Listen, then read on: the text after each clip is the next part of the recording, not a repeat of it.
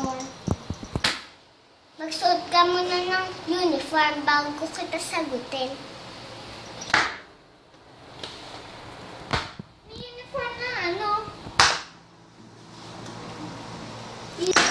Uniform ng pulis. Nag-iimbestiga ka eh.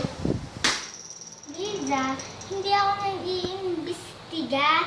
Nagtatanong ako na maayos.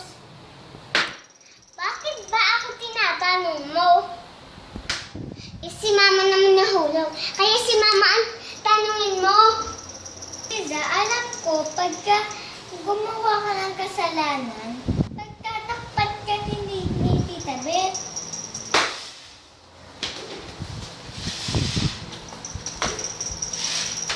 Liza, hindi ka ba titigil hanggat walang namamatay sa pamilya natin?